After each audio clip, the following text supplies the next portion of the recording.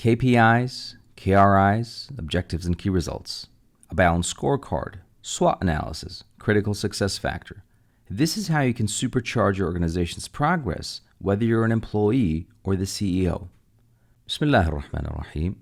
What would you say if I told you that a guy named Chad in Memphis, Tennessee, gets out of his home, starts the car up, and decides to go to Washington?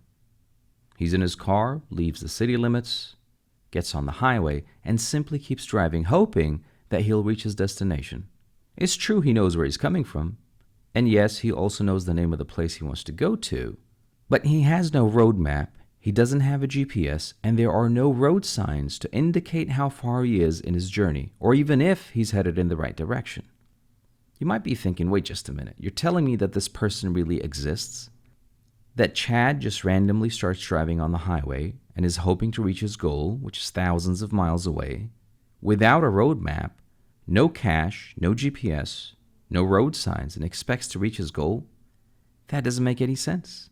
And you'd be right, it really doesn't make any sense. The worst part is, a lot of organizations are doing exactly that. They know where they want to be, but don't have a strategy or a roadmap, performance indicators, risk indicators, clear objectives, or expectations of key results. And they hope to reach their destination and are on the same highway as poor old Chad in our metaphoric scenario. In some cases, the problem is different. Organizations will go so far as to account for various metrics, such as their key performance indicators, their key risk indicators, a balanced scorecard showing the KPIs and the KRIs for each quadrant, and covering the assumed critical success factors. But they do it wrong. And that's like Chad in the car, who when asked why he's doing it wrong says, well, I do have the metrics.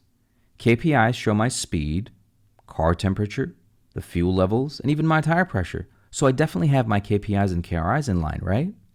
Wrong. Thing is, the metrics he has and many organizations have are only relevant for the car, not the destination or how to get there. Focusing on a small set of metrics or the wrong ones can and does result in a lack of progress, and this in turn causes confusion. See, many a times organizations have metrics, even frameworks in place, but only for compliance purposes, or to pass an audit, or to prove due diligence or due care, and nothing else. They pay large sums of money to become compliant, even pass the audit, but don't really have much in the way of actual and factual implementation. This is where you come in to save the day. And this is how we're going to do it. We need to focus on the relevant indicators of various business units with relevant metrics for each department, which by the way can differ significantly. Your SOC metrics are not going to be the same as your business analytics department.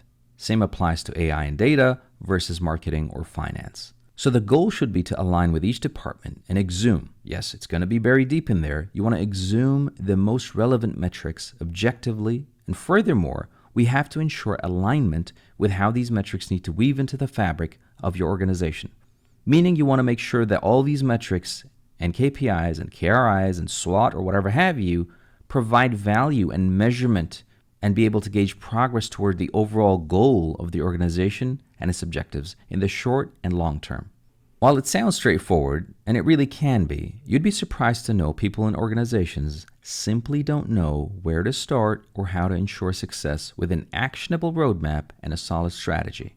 Bottom line is, you can truly transform your organization and streamline Chad's journey from a pointless endeavor to a successful arrival at his destination with a clear roadmap and relevant metrics.